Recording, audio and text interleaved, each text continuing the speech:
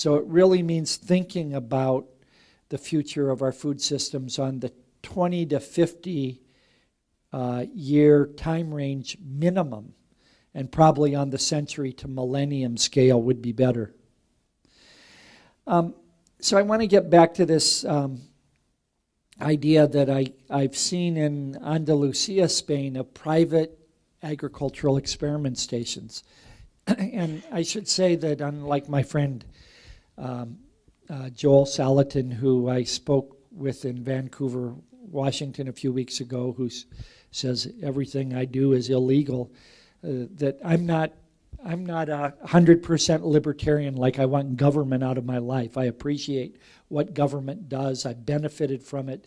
I feel it's a way that communities can offer a voice about their needs. But I also think we can't let the government do anything, and that more of these private experiment stations or collaborative ones like the Home Orchard Society planning here on campus is exactly the direction we need to go in terms of setting up gardens that will help decide the mix of fruits or vegetables that we should be planting over the next few decades. So I want to give you an example of how we're doing this down in the stinking hot desert of Arizona where I live. Because in some ways our situation looks incredibly poignant and pathetic. We've had a tough year in Arizona with the near assassination of our congresswoman, with incredible controversy over immigration law, and all of these things have affected the health and security of our food system in ironic ways. 380,000 Mexican farm workers, legal and illegal, have left Arizona since last time this year because of our immigration laws. And we've had about $500 million of conferences and conventions cancel because of the immigration debate in Arizona. I'm not taking sides so much or trying to convince you of a particular view because it's very complex, but on top of the economic downturn, we've had incredible insults to our food system in particular.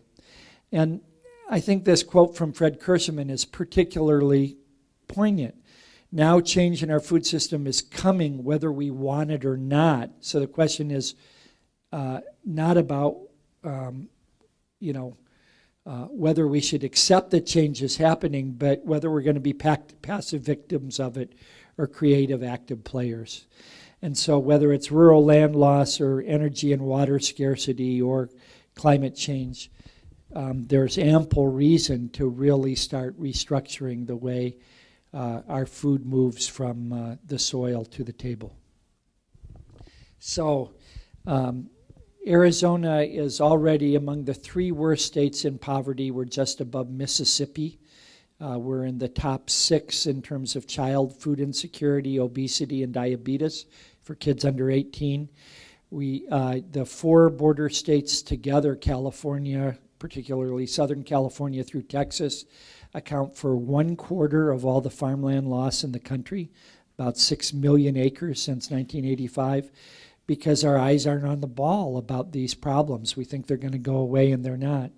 And these have given us incredible motivation for redesigning our food system, whether it's sanctioned by the state government or not. And I want to go into some of the changes that are happening. We just did a report called State of Southwestern Food Sheds, where we compared progress in Arizona to New Mexico.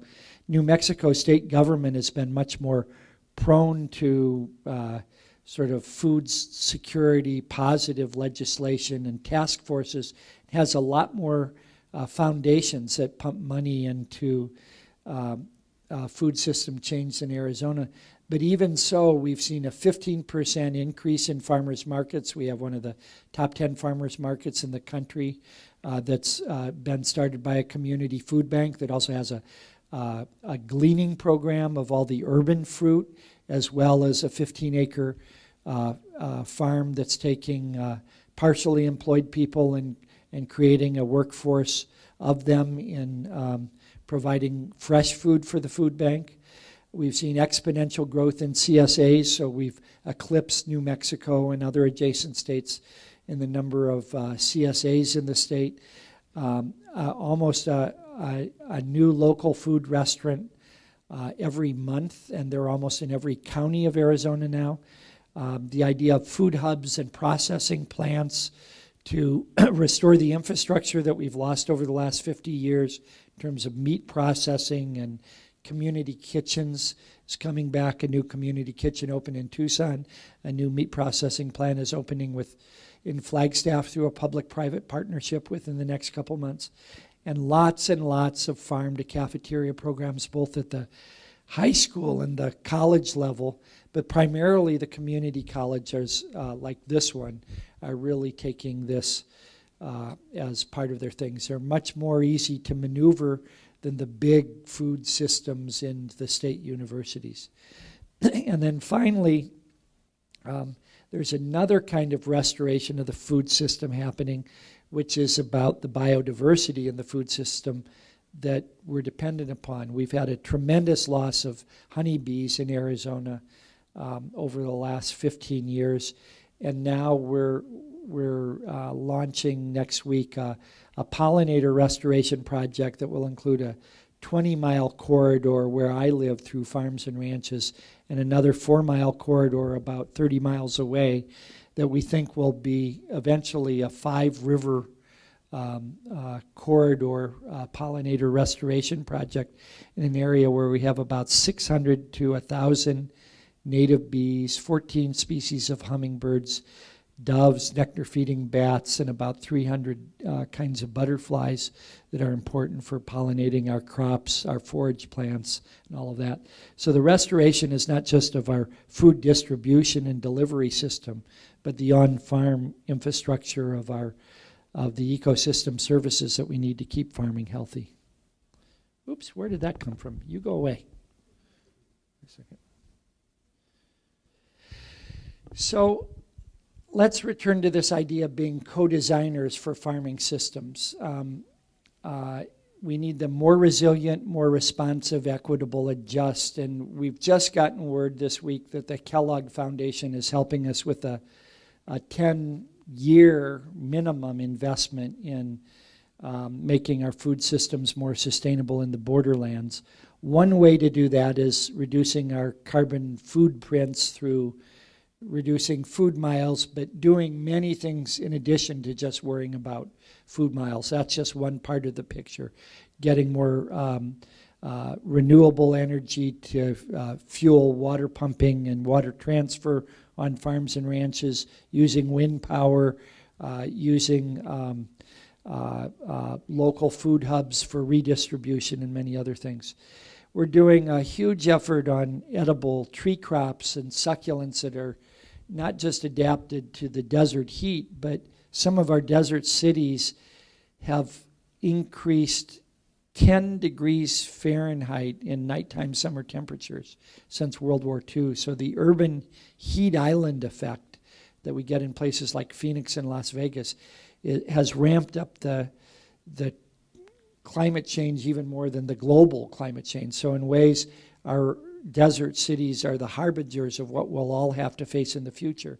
And I was just at a great urban horticulture conference at Huntington Botanical Gardens in LA, where in all places LA is taking this issue on and trying to make LA a center for training people from desert cities around the world on how to adapt to climate change.